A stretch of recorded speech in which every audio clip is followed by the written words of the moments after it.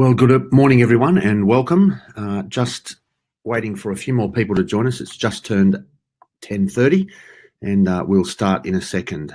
So for those of you that haven't used this system before, it should be fairly easy to ask a question. There's a little hand signal on the bottom right. If you use that, it's basically a chat type box that you can type your questions in. I will be able to see them and I will answer them on the way through. If I don't for any reason, we'll certainly make sure we leave some time at the end of the presentation for you to cover off on those particular questions. So please feel free to ask questions as we go, and we'll definitely answer them either through the presentation or at the conclusion when we're ready to wind things up. So let's get started. Today's topic is employee share ownership plans as a succession option. And for some of you who may well know, I do a lot of study in this area. I'm partway through doctoral studies on the topic of using employee share plans as a succession tool. And of course, we obviously do a lot of that work with clients as well, becoming more and more popular over time. This is a seminar in the monthly Advisor Masterclass series. We've covered off on 6 topics. This is our 7th event on ESOPs, and we've got 3 more to go around strategic sales and the M&A process. So I know some of you, I can see some names that have certainly joined us on most of, if not all of those events. And I look forward to you joining us for the next few as well as we finish off the series towards the end of the year. A little bit of background on myself. I'm an accountant by background. I did quite a bit of study in the areas of taxation law, particularly on capital gains tax. Spent a fair bit of time advising other accountants on the CGT issues around business sale, and have done some work since then on helping prepare businesses better for an exit, to make sure that they have all of the things that they need to maximise value and prepare for a successful exit. Obviously, as part of that, the employee share plans is one of the tools that we use. My business, Succession Plus, 2 partners, both based in Queensland, and a number of advisors spread throughout Australia. We're still recruiting advisors, particularly in Victoria at the moment. So if you're interested in joining us, please reach out to me after the event and we can have a conversation about that as well. Firstly, let's just give a brief overview of succession and exit planning. What is it, and why is it important, and how do employee share plans fit into that particular program? Firstly, our business, obviously fairly large and growing. The demand in this space from a client point of view and from a marketplace point of view is gradually and consistently increasing. There's more and more demand for these types of services, and so obviously seeing a fairly substantial increase. We're focused on the succession and exit planning space. Whilst the 3 shareholders are all accountants from a public practice background, we don't do any accounting and tax work. We're now entirely focused on mid-market businesses and using our processes and systems to assist those people with succession and exit planning. What is succession exit planning? A lot of people ask me this. What do I think this actually means, or what do I think this actually is? For me, it's a combination of 3 things: getting the business ready, getting the owner ready in terms of headspace and preparation, and also getting the financials for both the business and the family or the individuals that own the business ready for a transition event, to make sure that we are actually coordinating those 3 particular areas. Doing one out of the 3 will help, but you need to really do all 3. You need to coordinate all 3 so that they're ready and active at the same time. How do we do that? We have a 21-step process, which is our unique intellectual property around preparing businesses for a succession event. And that process, we obviously walk through that process with each client. We start at step 1 and we walk all the way down the line there through those 5 stages towards a successful exit somewhere in the middle of step 18. Step 14, which is on the slide there as the Peak Performance Trust, is actually our employee share plan stage. And whilst we don't use an employee share plan for every client, some of our clients sell to private equity, sell to a strategic buyer or a trade sale. A couple of clients occasionally have listed. A lot of them are family transitions where they're passing on to the next generation, etc. So it's not always about an ESOP, but we often find an ESOP can actually help to lock in key people as we head towards, for example, a sale to a private equity firm. That may well be our preferred option to lock in our key people. So why are we talking about employee share plans? As I said, it can be an exit mechanism, but also it's quite important in terms of the simple things like employee retention. Obviously, vitally important, tight labour market, particularly in New South Wales in things like civil engineering and construction, anything to do with infrastructure, etc. You'll find that most of those firms, their largest problem when we ask them is that they need more people and they need to retain the people they've already got. And so that's obviously a key aspect and something that we can always deliver through an employee share plan as a solution. The basic statistic is that it costs about 45% of an employee's annual salary to replace them. Now, that's obviously in terms of not only the recruitment cost, but lost productivity and downtime, additional training and resourcing, even things like loss of client knowledge or intellectual property by virtue of the fact that that person is now working somewhere else and doesn't have the client history, etc., that they previously had. The new employee can't possibly bring all that to the table as well. Why employee share plans? I'm going to actually share with you several quotes, and I'm not going to read them out. I'm happy for you to read through them as we go. Stuart Hampson is the chair of the John Lewis Partnership, a very large employee share ownership plan in the United Kingdom. It's been around for over 100 years. John Lewis is a chain of homewares, an upmarket sort of David Jones style supermarket chain. Supermarket's probably not the right word, but those of you that know John Lewis will know what I mean. 80-odd thousand employees, and they all own shares in the company that they work for. They're a very long-term, well-established employee share ownership plan. Next one, Rick Charlesworth, who's not necessarily known for business, but more as a champion hockey coach. Also a very well-known cricketer, opening batsman for Western Australia, and a parliamentarian. So a fairly well-rounded guy, and a medical doctor at the same time. So fairly well-rounded guy who coached the Hockey Roos to Olympic gold medal in 2000, who also talks about sharing the monetary rewards amongst the members of the team. In his context, a sports team, but also applicable for business as well. Jack Welch probably doesn't need an introduction.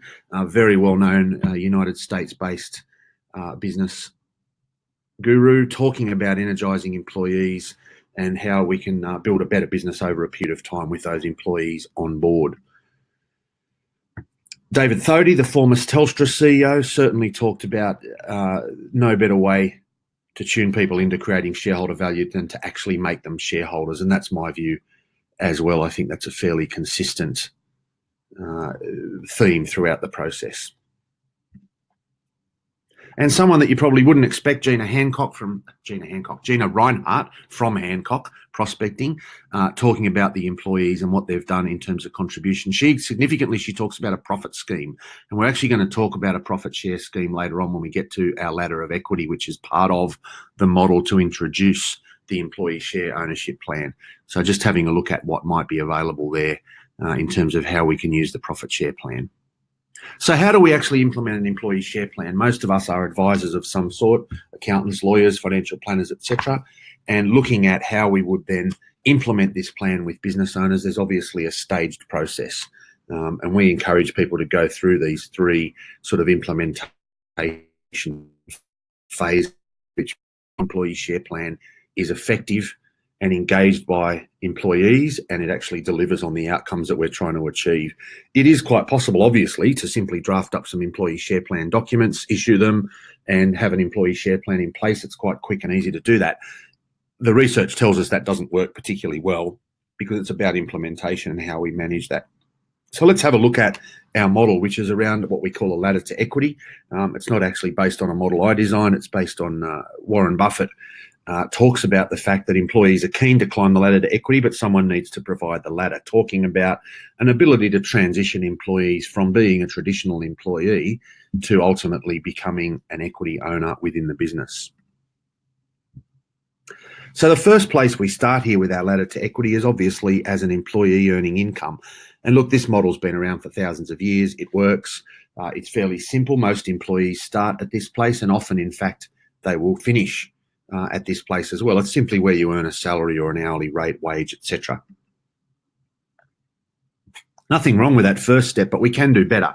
And the first thing that people have done and changed is really this idea of earning some sort of bonus or commission to improve your income position based on performance. So the first step on the ladder typically is a payment for turning up, whether it's an hourly rate as a casual or whether it's a fixed salary. It's about turning up and doing some work. This model is about performance. excuse me, this model is about performance. So we start to now pay people or incentivize people or increase their pay, in fact, based on the performance that they deliver. So the most common example of this is sales commissions. And typically you'll see, for example, real estate agents nearly always paid under this model where they might earn a very low salary of 40,000, let's say, but the rest of their income comes from commission on property that they sell.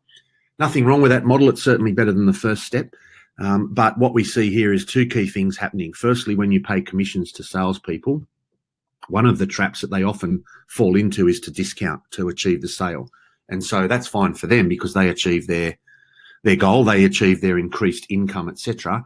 But the business owner is actually not achieving anything other than reduced margin, and discounting obviously decreases profitability. So that's one of the barriers.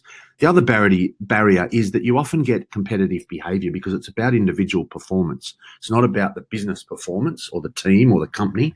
It's about the individual. How much does Craig West personally sell determines how much Craig West personally earns. And that's okay because we do need Craig West to perform under that model. But really, it's not ideal because we're not looking at overall business profitability.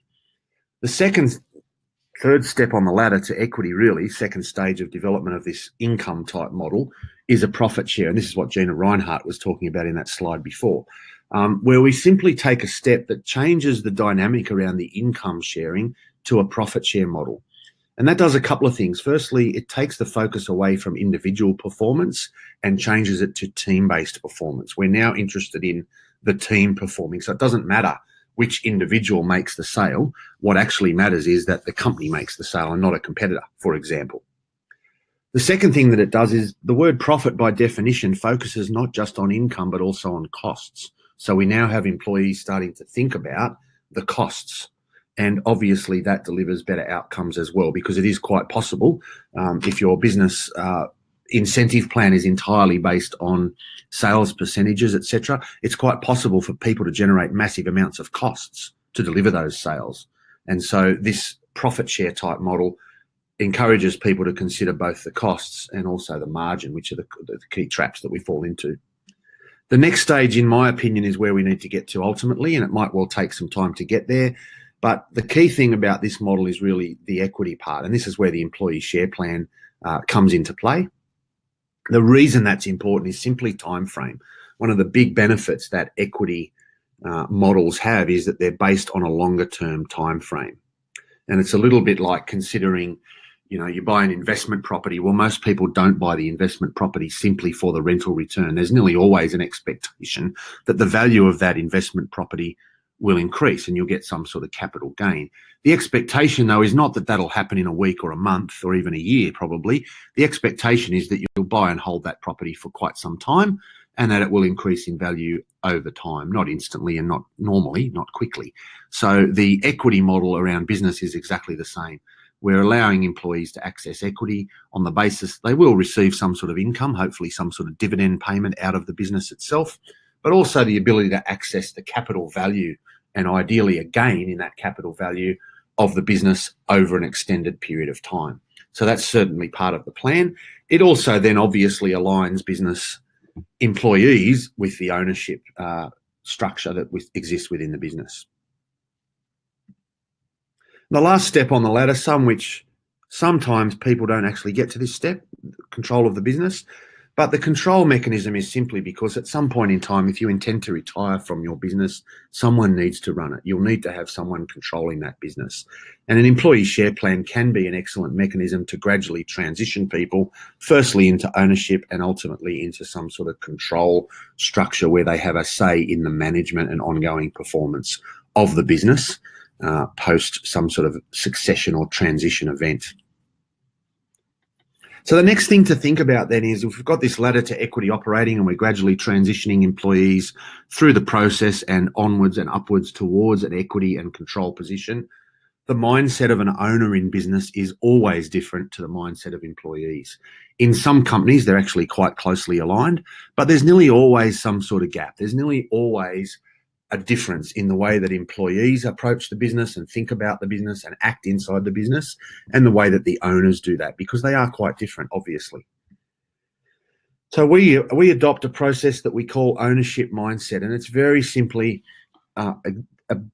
it's all about actually just getting employees to think and act like business owners, finding out how we get employees engaged, involved, and thinking like an owner rather than thinking like an employee. And that's really at its simplest breakdown. That's exactly what we're trying to do. 4 stages to this model. So it's about people, it's about knowledge, systems, and then incentives. And you can see at the bottom there with incentives, obviously that ties in fairly quickly with our employee share plan model. We have used this plan in a number of examples with our clients without an employee share plan. So it's important to understand you don't necessarily have to have an employee share plan to use this ownership mindset type model within the business. Let's have a little look at how the model actually works and what are the key components. So firstly, we've got to have the right people. We need to make sure that we've got the right people on board, that we have. You would have heard many people previously talking about having the right people on the bus and then having them in the right seats.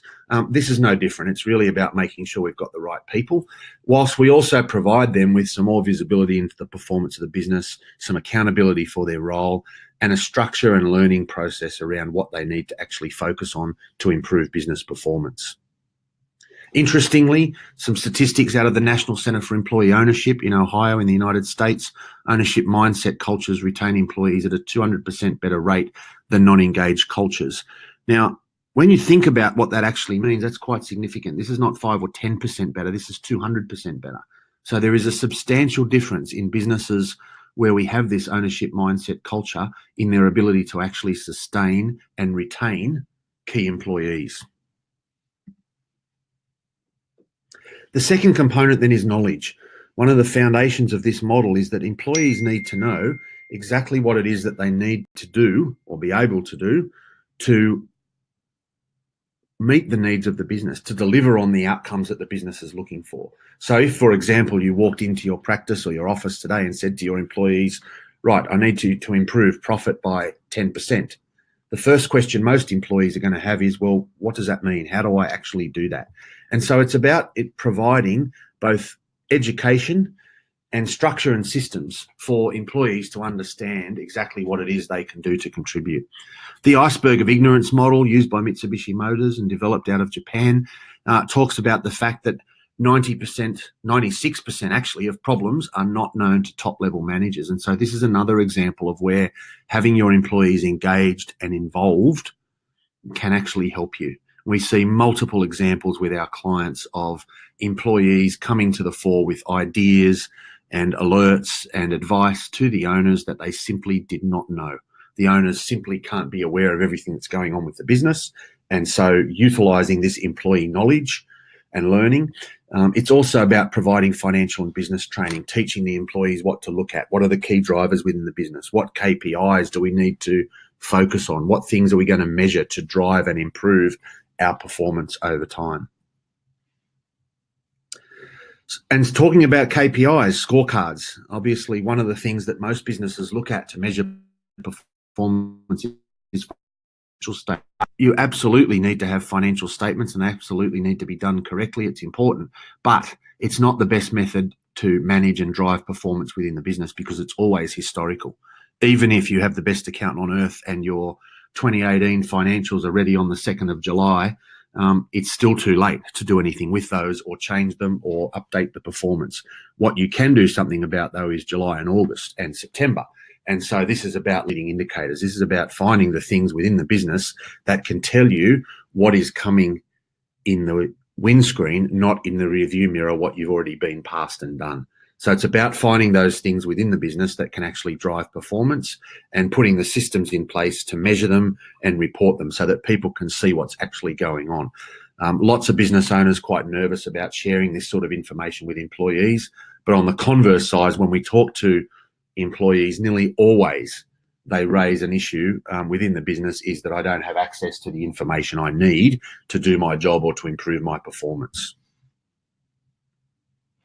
So really finding out what are the critical leading indicators that can help us determine what's happening in the business and measuring those and reporting on them, making them visually available through some sort of dashboard type system like this. You can see part of this dashboard is financial, part of it is non-financial, number of qualified leads, billable hour percentage, etc., where we can really start to drill down and just see exactly what we need to do in terms of measurement of those key KPIs to use to drive performance within the business. And the last part of the ownership mindset framework is simply an incentive plan, a model that is pretty much always self-funding. So that's the first requirement. And secondly, that we can adapt the framework to make sure that that incentive is directly matched to the business performance outcome we are looking for. And we've designed many of these plans. We've designed them previously to reduce safety incidents, to reduce sick days, to improve profitability, to increase sales, to reduce costs in specific areas. The incentive plan can be, and nearly always should be, targeted towards a real business outcome, a goal that the business is trying to achieve, and the incentive plan should be targeted and designed specifically to match that goal. In fact, many incentive plans are actually doing damage. Many of them are very badly designed, they're badly implemented, poorly documented, and they don't match the business goals that we've just been talking about. So what you often see is two key things. Firstly, changes in the rules throughout the process. So if one of the worst things you can do is set up an employee bonus plan and then change the rules halfway through it on the employees, because that just loses all sorts of trust, and it makes it very difficult to continue that model. The second thing is discretion. So often you'll see bonus plans or employee share plans that are structured on the director making a decision at the end of the year about A, how much money to put in there, and B, how to distribute it amongst employees. That discretionary element, again, poorly designed, doesn't really work, and we need to stop that. The last part of that poorly designed model is that they're not linked directly to the work outcomes or goals that we're trying to actually achieve. So when we look at a well-designed plan, we should certainly see self-funding. It should drive the value and performance of the business. We should have shared targets and understandable goals, so people know exactly what they're aiming for. What are we actually trying to achieve? Those goals should be a stretch but manageable. There is no point. I had a client who, despite 3 or 4 years in a row of profitability around the $500,000 a year mark, decided to set up a bonus plan, went against our advice and set the profit target for the first year at $2 million. Now, of course, what happens instantly is the employees look at that, know that it's unachievable, and don't bother even going any further. And so the goal needs to be a stretch but attainable, and it definitely needs to align employee behaviour with the business objective. As I said, these can be used quite flexibly to achieve particular KPIs and performance targets, maybe a reduction in safety incidents, for example, and that should be factored directly into the incentive plan so that the payments or the incentives directly match those business objectives that we're trying to achieve. Otherwise, what's the point? So having said all of that, we've got a sort of model around the incentive plan and where we're headed. Let's have a look now at the technical aspects of the employee share ownership plans, how they're actually set up and implemented, and we can have a look at the best way to use them. There are various types of employee share plans, obviously, that can be used. The underlying model should always be, it's about a mechanism to allow employees to own shares in the company they work for. And secondly, the idea is that they will think and act like business owners by giving them equity. As per the quote with David Thodey before, the best way to make people understand things from a shareholder's perspective is to make them actually become shareholders. And that then gives them that exact framework, and they do think and act like business owners. So what are we using employee share plans for? We're actually seeing a number of different things. From a succession planning point of view, there's two possibilities. The first one is simply a sale. And in the United States, about 1/3 of all businesses are sold to an employee share plan. Here in Australia, nowhere near that percentage. And obviously that's something that we're pretty keen on changing because the model does work. The other aspect from a succession planning point of view is really about retaining key people. So not selling the business to the employees, but maybe selling 20% of the business to 4 or 5 key employees to lock them in and retain them for the business going forward prior to the next stage of our succession planning. Whether that's a sale or a family transaction, it doesn't really matter. The idea of locking in key people is always a value improvement strategy for the business because it reduces risk. We also see them used practically for business productivity, improving profitability, sales, etc. Employee engagement and retention we've already spoken about. We're seeing a lot of businesses, as I said before, New South Wales, civil engineering, infrastructure, etc. Very tight labour market, very difficult to get people. And so in some of those companies we've worked with, the employee share plan is simply designed to retain their good staff. It's not actually about succession. It's about locking in their good people that they already have with them. And the last one's fairly new or newer, in that people are now starting to look at how they can extract cash from their business to assist them to fund retirement prior to any transaction or succession event. So staying in the business, but maybe being able to use an employee share plan to, let's say, take out $1 million over a couple of years. Maybe that's used to pay down some external debt. Maybe that's to make contributions into self-managed super, to buy the property you want to retire in, whatever it's used for, doesn't really matter. The strategy works in terms of being able to effectively extract cash prior to your retirement or exit from the business at some future point. Briefly look at some of the academic research around employee share plans and how they work. There's lots and lots of academic research on employee share plans and their performance and how they contribute to company performance. Nearly all of it is positive. There's very few negative academic research studies, and a lot of them talk about things like increasing sales and sales per employee. The National Centre for Employee Ownership have ongoing study that measures this particular growth model, and they talk about something between 8 and 11% per year faster growth with the result of an employee share plan. Talking about retirement income for employees, higher wages, which is counterintuitive. A lot of people think that with an ESOP, you'll generally have an ability to reduce wages, and sometimes you do, but that's not always the case. ESOP companies more likely to stay in business over a longer period of time, and obviously some data in terms of just the numbers, the weight of numbers in the United States, 11,500 or more companies with an employee share plan, 13.5 million employees, a bit over a third of the workforce, and obviously 1.2, well, not 1.2 trillion, yeah, it is $1,200 billion in capital. So a significant amount of money tied up in these employee share plans in the United States. In Australia, nowhere near as exciting the numbers, but I think that represents for us anyway more of an opportunity than an issue, in that these are fairly new to be accepted and new to be encouraged here in Australia. But there is a big opportunity, obviously, to be part of that ongoing take-up. Certainly very popular in the United Kingdom as well. The government there changed the rules several years ago to make them easier to implement. And in fact, they've actually put employee share plans in place for things like the Royal Mail. The Royal Mail is actually 10% owned by its employees. That's the equivalent of Australia Post. So quite encouraged by that in the United Kingdom. 4% increase in performance per annum in employee share plan companies. There have been multiple studies that have looked at this over a number of years, and that's overwhelmingly, they come back with a 4% increase in performance per annum. From the employee's point of view, so it's not always all about the employer looking at an employee share plan.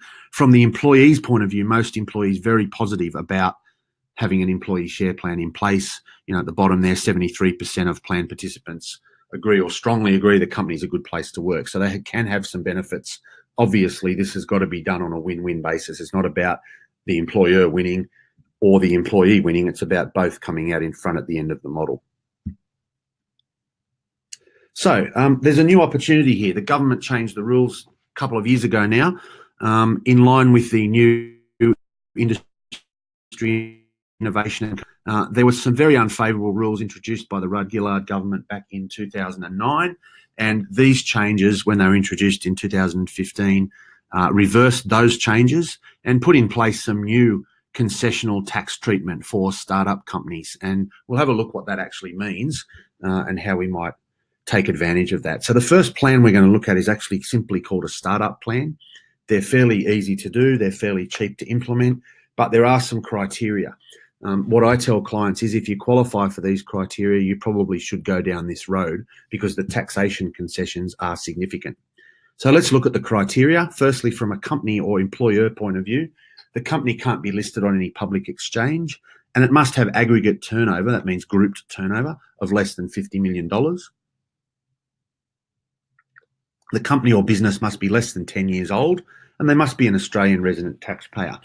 Now, even though they're called startup plans, as you'll see, $50 million and less than 10 years old, in most people's definition, that's probably not just startups. We have a number of clients who would not consider themselves as startups in any way, shape or form, but they certainly qualify as a startup in terms of the employee share plan legislation. The second thing then, assuming you can tick the box on those top 4 items, is to look at the bottom 5 from an employee point of view. These are the other requirements. So firstly, each employee must hold less than 10% of the shares. So you can't use this, unfortunately, in a succession sense, you can't use this to sell the whole company to 4 employees, because by definition, they'll own something like 25% each, and therefore they break this 10% rule. So that doesn't work in that scenario. They must be an actual employee by either the holding company or one of the subsidiaries, etc.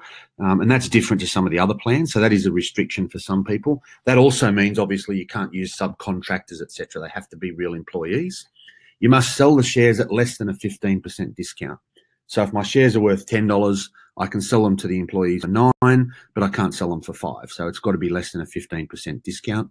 The employee must hold them for more than 3 years, and we must have them available to 75% of employees with more than 3 years service. Now, this is a bit of a tricky one.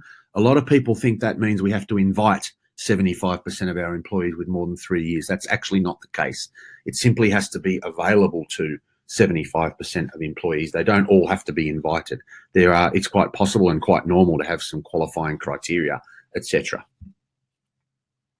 Now, if you qualify on that basis for the startup plans, the taxation outcome is fantastic. There's no upfront tax, no tax at vesting or exercise if you use options in these plans, which you can do. We generally don't, but you can.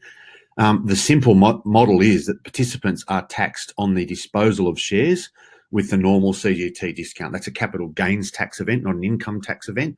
And so the capital gains tax treatment with the 50% CGT discount will apply. So you can imagine that could be quite attractive to most employees if they can buy shares in the business in the early days. The company grows over a period of time. 5 years later, 10 years later, who knows, they actually sell those shares at a gain. Then they only pay capital gains tax on that amount. And that can be quite attractive from a taxation point of view. That's probably the best outcome of most of the plans. The next category of plans are what we call deferred tax plans. So Division 83A of the Tax Act, for those of you that are interested from an accounting or tax point of view, we can automatically look at deferring our taxation as long as there's one of 2 things happening. Firstly, there needs to be a real risk of forfeiture. And that simply means that the employee has to have the shares at risk. Now, most commonly, that would be some sort of discounting criteria, which says if you leave, you lose the shares. It may be as simple as saying, well, if you're not an employee, you can no longer hold the shares. And if we redeem them back, you might get some sort of discount on that value if you leave voluntarily, if you resign, for example. That's pretty common to have in the plans. The other method is that you can have them as a salary sacrifice arrangement. And if you're salary sacrificing, then obviously the amount that goes into that salary sacrifice, the taxation can be deferred to some future date. In terms of the actual deferral, it cannot be used. Again, we've got this 10% limit. So you can't have more than 10% of the shares or 10% of the voting rights if they're different for some reason with any one individual employee.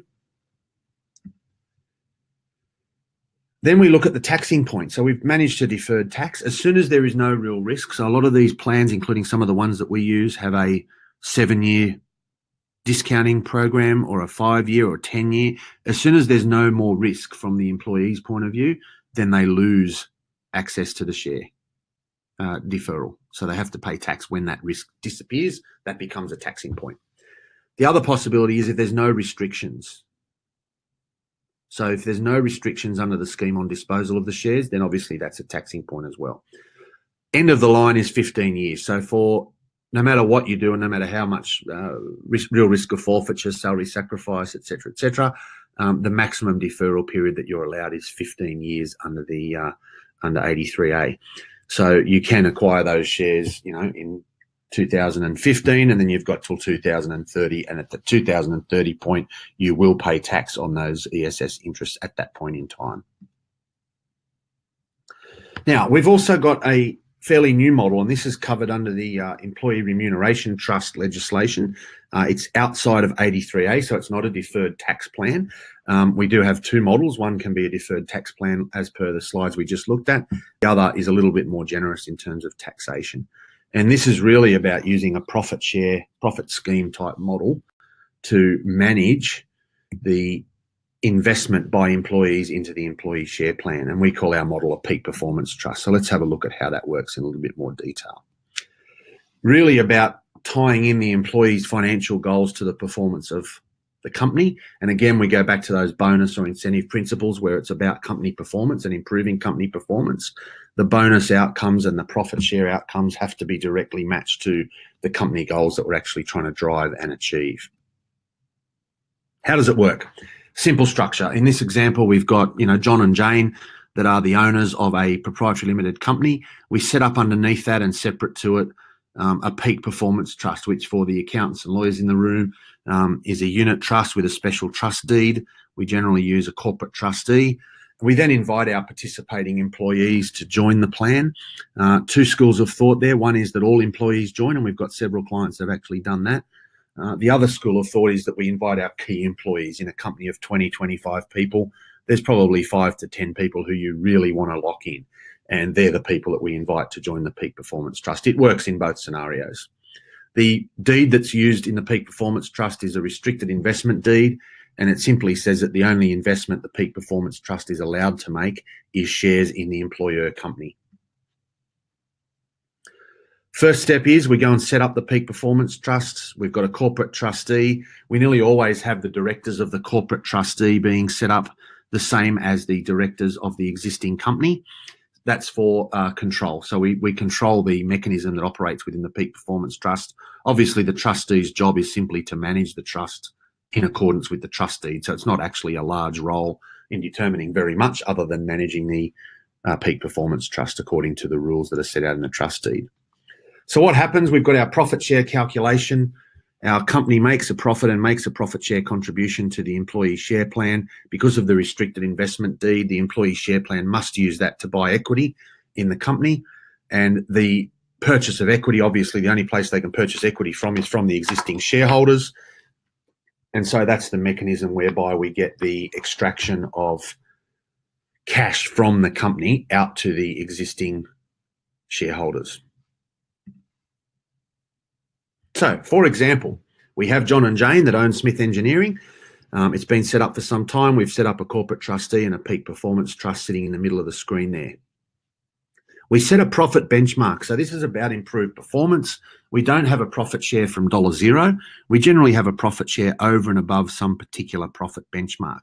In the slide that we're looking at here, the example is $500,000 for the 2018 financial year. And we've agreed to pay 20% above that benchmark into the Peak Performance Trust. At the end of the year, we review our accounts. Step one here, we look at the actual performance as of the 30th of June 2018. We've delivered a profitability of $600,000. Our benchmark was $500,000, so we are in excess of the benchmark, and 20% of that is $20,000. Therefore, we're going to pay the contribution. Over on the bottom left at step two, we actually physically pay a check from the Smith Engineering Proprietary Limited bank account across to the Smith Engineering Peak Performance Trust. And then step three, top left-hand side, the trustee uses that $20,000 to buy 2% of the shares from John and Jane. And that's based on a valuation report. Obviously, $20,000 is the amount. We need to do a valuation. That's required under the tax law anyway, but it's also required to determine how many shares does $20,000 buy. Excuse me. Step four then is that now the Peak Performance Trust owns shares on behalf of the employees. The employer trust owns shares in the employer company Smith Engineering, and that's important for a number of reasons. Firstly, 1 unit equals 1 share, generally speaking, in these types of plans. So we have complete transparency for the employees in terms of what they actually hold. The units have the same rights as the shares. They have to under the tax law. So if they have rights to dividends, capital, etc., that's also the case. Importantly, though, from a compliance and corporate registry point of view, the only new shareholder we've introduced here is the Peak Performance Trust. So that does solve some of the compliance issues around if we had, for example, employees owning shares directly, and each time they move, we've got to lodge forms with ASIC, etc. So quite a lot more difficult to manage, quite simple under this particular model. So how do we set them up? What are the sort of design elements that we're looking for? We nearly always have some sort of criteria that staff must meet before they can qualify for the plan. Often that's just 2 years service, for example, but it might be some level of seniority or some sort of performance hurdle that they need to meet. We nearly always include in the performance benchmarks profitability of the business, because that's ultimately one of the key goals that everyone should be looking at in terms of the business owners and shareholders. But as I mentioned before, it's quite easy to add other things in terms of those benchmarks: safety, sick days, new sales, etc. There's a lot of things we can add to those performance benchmarks. Events that will diminish the value of an employee, simply disqualifying event. That could be as simple as resignation and going to work somewhere else. It could be more serious disqualifying events. In some cases, there are clauses that look at things like fraud or theft or serious breach of employment conditions, etc. There's nearly always a disqualifying discount, and that simply means that the longer the employee stays in the employee share plan, the more value they include. So often that would say something like, if you left in the first 2 years, you might lose 80% of your share value. If you leave in the next 2, you only lose 40, and then after that you get 100%, etc. So it's like a cascading sort of discount rule to make sure that that works. In terms of support ongoing, we actually manage this for all of our clients and for all of the accounting firms and so on that we work with in terms of the Peak Performance Trust. You are required to do a valuation report, which we include in the annual review at the end of the year. We also manage the administration. We've had a couple of cases where people have tried to do this either on their own or their accountant's done it for them. We don't advocate that, and in fact, we don't allow our clients to do that anymore. We've had a couple of cases where that has led to some quite serious taxation outcomes, where simply the administration or the documentation wasn't done correctly or in the right order or in the right format, and therefore, for example, one of our clients was hit with a payroll tax audit.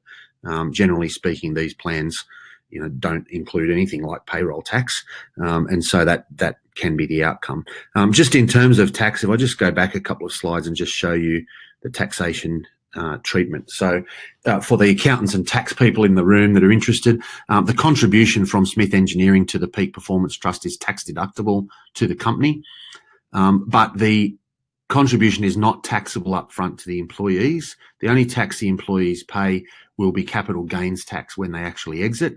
And we have some private binding rulings from the ATO on this particular structure, which also confirm, importantly, that these payments are not liable for workers' compensation, SGC, superannuation, payroll tax, etc. So quite beneficial tax treatment in terms of these particular trusts.